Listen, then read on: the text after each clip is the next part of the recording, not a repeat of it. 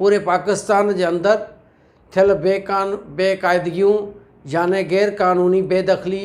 कंहिं प्रॉपर्टी मां कंहिं मालिक या ऑक्यूपायर खे थियण जे लाइ 2005 खां बाद में इलीगल डिस्पोज़ेशन एक्ट जे हवाले सां माण्हू रेमेडी हासिल करे सघे थो।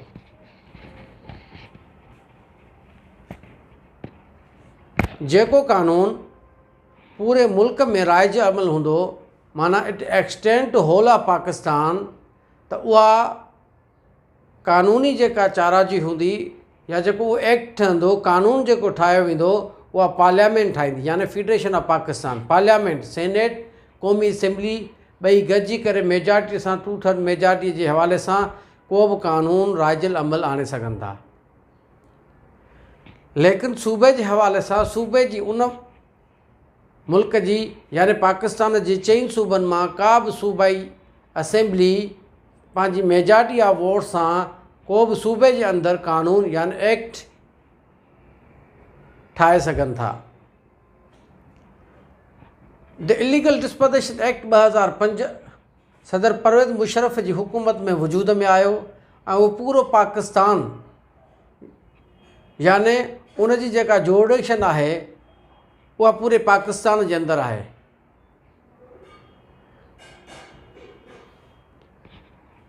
यानी उन जी एक्सटेंट जेका हूंदी to the whole of Pakistan, 4 सूबनि जे अंदरि थियल कंहिं बि गैर क़ानूनी बेदख़लीअ जे हवाले सां इलीगल डिस्पोज़ेशन एक्ट 2005 मैदान में अची वेंदो। हाणे 2005 एक्ट इलीगल डिस्पोज़ेशन आहे छा, कंहिंखे रेमेडी आहे उनजी, उहा कहिड़ी अदालत सां मुंसलिक आहे, कहिड़ी अदालत उन एक्ट खे हलाईंदी, उन हवाले सां असांजो complete lecture on illegal डिस्पोज़ेशन act 2005 जे हवाले सां आहे। त इलीगल डिस्पोज़ेशन एक्ट सभ खां पहिरियों असांखे सम्झणु खपे त what is illegal डिस्पोज़ेशन act 2005। Illegal यानी बेक़ानूनी, गैर क़ानूनी तरह सां, डिस्पोज़ेशन यानी बेदख़ल करणु,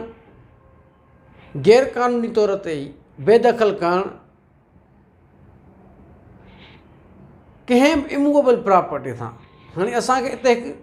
ॻाल्हि यादि रखणु खपे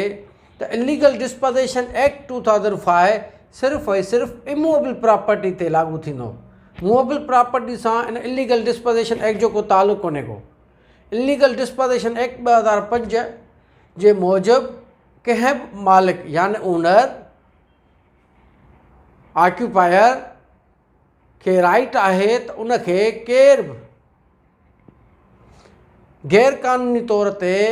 पंहिंजे कब्ज़े खां बेदख़ल नथो करे सघे इमूवेबल प्रॉपर्टी जे हवाले सां। अगरि जेकॾहिं को शख़्स कंहिं बि ओनर खे या ऑक्यूपायर खे गैर क़ानूनी तौर ते उन कब्ज़े खां बेदख़ल करे थो ऐं कब्ज़ो करे वेहे थो त इलीगल डिस्पोज़ेशन एक्ट 2005 अमल में ईंदो। इलीगल डिस्पोज़ेशन एक्ट 2005 सिर्फ़ु उन माण्हूअ खे यानी उन शख़्स ओनर ऐं ऑक्यूपायर खे राइट आहे त उहो पंहिंजी प्रॉपर्टी या कब्ज़ो ज़ाहिर कंदो त इहा प्रॉपर्टी मुंहिंजी आहे, मां उन ते मालिक आहियां, उन ते क़ाबिज़ आहियां, अहिड़ा टाइटल डॉक्यूमेंट्स मूं वटि आहिनि, या मां रेंटी आहियां या लीज़ी आहियां। Means some tangible evidence you must show. Immovable property खां अगरि बेदख़ली थी वई त उन एग्रीड पार्टी खे इलीगल डिस्पोज़ेशन जे तहत प्रोसीजर छा आहे उनजो। इलीगल डिस्पोज़ेशन एक्ट तमामु मुख़्तसरन लॉ आहे जंहिंजा टोटल 9 सेक्शन आहिनि। इलीगल डिस्पोज़ेशन एक्ट 2005 जे सेक्शन 1 जे मुताबिक़ आहे त उनजो नालो छा हूंदो, एक्ट जो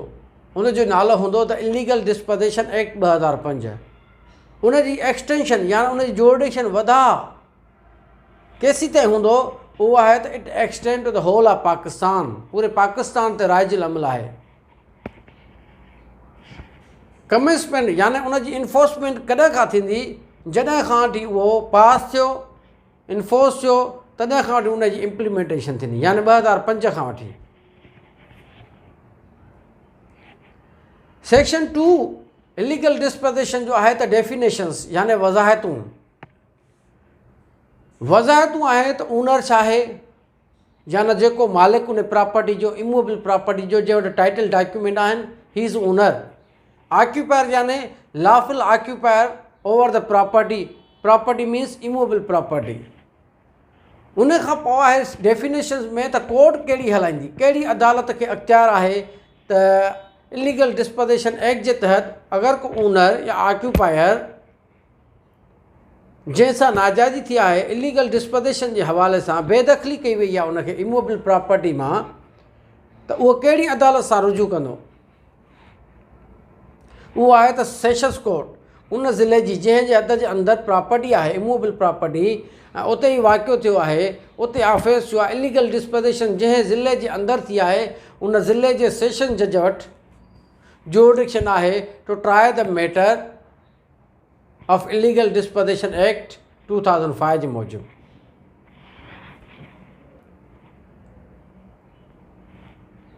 हाणे आहे त ओनर या ऑक्यूपायर जंहिंसां इहो वाक़ियो पेश आयो आहे इलीगल डिस्पोज़िशन जे हवाले सां, उन जी इमूवेबल प्रॉपर्टी मां जंहिं वटि उन जा मालिकाना हुक़ूक़ आहिनि, या हू लॉफुल ऑक्यूपायर आहे उनजो, उनखे डिस्पोज़िस कयो आहे, त सेक्शन 3 जे मुताबिक़ आहे त कंहिं बि माण्हूअ खे इहो क़ानूनी हक़ु न आहे त कंहिं बि ओनर खे या लॉफुल ऑक्यूपायर खे जेको उन ज़मीन ते, इमूवेबल प्रॉपर्टी ते, जॻह ते, जाइ ते, औताक ते, या ज़मीन ते, एग्रीकल्चर लैंड ते, कंहिं ते इमूवेबल प्रॉपर्टी जे हवाले सां वेठो आहे या क़ाबिज़ आहे, त उनखे गैर क़ानूनी बेदख़ल नथो करे सघिजे। अगरि जेकॾहिं उहो कंदो, सेक्शन 3 थो चवे, अगरि जेकॾहिं उहो कंदो त उन्हनि खे 10 साल ताईं सज़ा ॾेई सघिजे थी। सेक्शन 3 में आहे त जेकॾहिं को रॉन्ग डूयर या इलीगल ऑक्यूपायर साबित थी वियो ट्रायल में, त उनखे अदालत सगोरी यानी सेशंस कोर्ट 10 सालनि ताईं सज़ा ॾेई सघे थी। यानी इन मां साबित थियो त सेक्शन 3 जे मूजिबि committed the offence under section 3 of illegal disposition act, he may be punished for 10 years। 10 सालनि ते सज़ा उनखे अची सघे थी। हाणे सेक्शन 4, हाणे जेकॾहिं उहो सेक्शन 3 जे मूजिबि, सेक्शन 3 जे मूजिबि जेकॾहिं नथो केरु करे सघे गैर क़ानूनी बेदख़ली, त सेक्शन 3 जे मूजिबि ऑक्यूपायर या owner of the property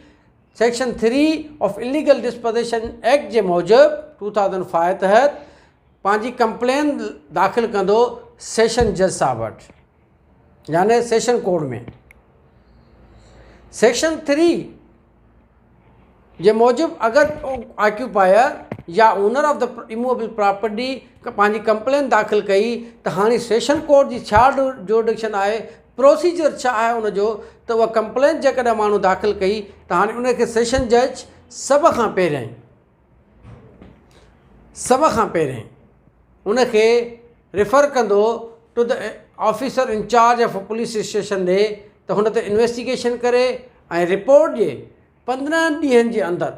within 15 days and to investigate and report within 15 days to the court who has given such directions to investigate, means session court।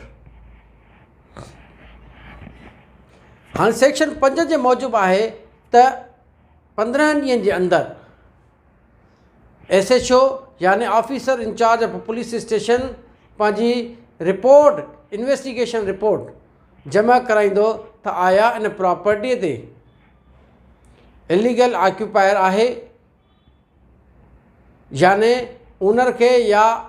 Lawful occupier खे इलीगली डिस्पोज़िस कयो वियो आहे या न। उन हवाले सां इन्वेस्टिगेशन रिपोर्ट सेशन कोर्ट जे अंदरि 15 ॾींहंनि जे अंदरि officer incharge of police station यानी SHO कंसर्न जंहिंजे हद जे अंदरि उहा प्रॉपर्टी, इमूवेबल प्रॉपर्टी वाक़ई आहे, उहो 15 ॾींहंनि जे अंदरि पंहिंजी रिपोर्ट, इन्वेस्टिगेशन रिपोर्ट सेशन जज साहब जी अदालत में पेश करण जो पाबंद आहे। 15 ॾींहंनि जे अंदरि इन्वेस्टिगेशन रिपोर्ट अगरि पूरी नथी थिए त वरी कोर्ट खे अहिड़ो रीज़नेबल ग्राउंड ईंदो इन्वेस्टिगेशन ऑफिसर त मूंखे अञा थोरो टाइम दरकारु आहे त वरी 15 ॾींहंनि ते उनखे टाइम मिली सघे थो। लेकिन स्पेसिफाइड टाइम जेको ॾिनल आहे सेक्शन 5 जे मूजिबि इलीगल डिस्पोज़ेशन एक्ट 2005 में उहो आहे त विदिन 15 डेज़ जे अंदरि इन्वेस्टिगेशन रिपोर्ट कंप्लीट करे अदालत सगोरी में पेश करणी आहे। सेक्शन 4 अची वेंदो वरी इलीगल डिस्पोज़ेशन वारा cognizance of offence. Investigation report खां बाद में सेशन जज ॾिसंदो त कॉग्निजेंस वठण जेतिरी शाहिदी रिकॉर्ड ते मौजूदु आहे त he will take cognizance under section 4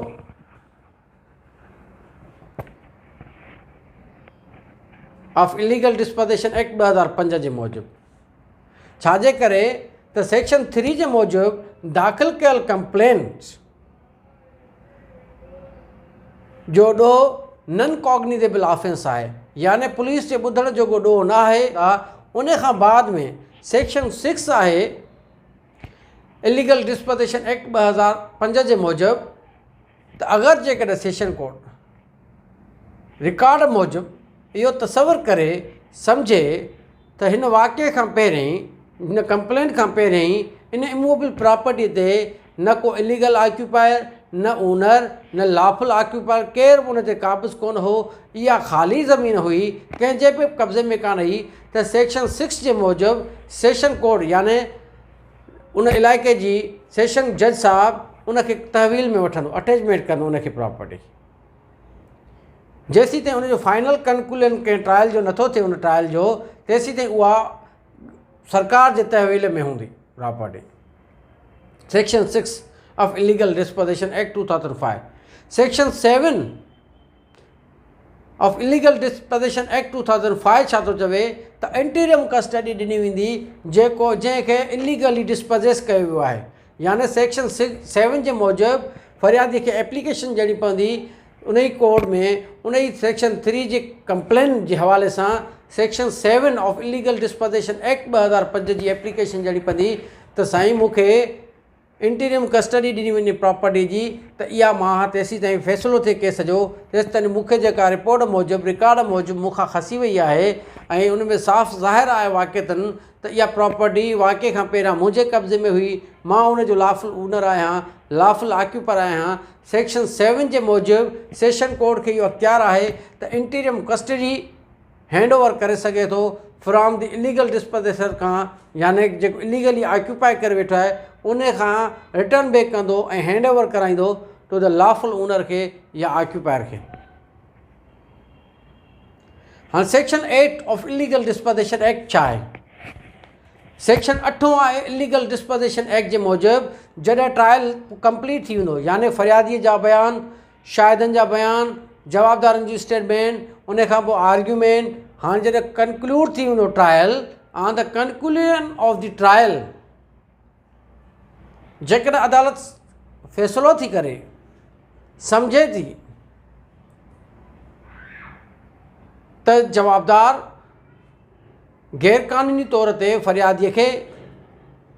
डिस्पोज़ेस कयो त सेक्शन 3 जे मूजिबि हुनखे 10 सालनि जी सज़ा अची सघे थी। ऐं प्रॉपर्टी यानी इमूवेबल प्रॉपर्टी अगरि जेकॾहिं सेक्शन 7 जे मूजिबि हुनखे मिली आहे interim custody of the immovable property to the complainant खे मिली आहे विच ट्रायल जे दौरान, त सेक्शन 8 जे मुताबिक़ ट्रायल कंप्लीट थियण जे वक़्तु उहा इंटीरियम कस्टडी कंटिन्यू थी वेंदी फ़रियादीअ खे, ऐं उहो कंटिन्यू ताहयात यानी उनखे फ़ैसिले जे मूजिबि सेक्शन 8 जे मूजिबि उनखे कस्टडी कंटिन्यू, हाणे इंटीरियम जो नालो ख़तमु करे फाइनल जेका आहे जजमेंट जे मूजिबि हुनखे लॉफुल ओनर करार ॾेई ऐं फॉर फ्यूचर जे लाइ हुनखे ताहयात कस्टडी हैंड ओवर कई वेंदी। पर जेकॾहिं सेक्शन 7 जे मूजिबि हुनखे इंटीरियम कस्टडी न मिली ट्रायल जे दौरान, त सेक्शन 8 जे मूजिबि हुनखे जवाबदार खे 10 सालनि जी सज़ा सां गॾोगॾु फ़रियादीअ खे पंहिंजो पोज़ेशन यानी इमूवेबल प्रॉपर्टीअ ते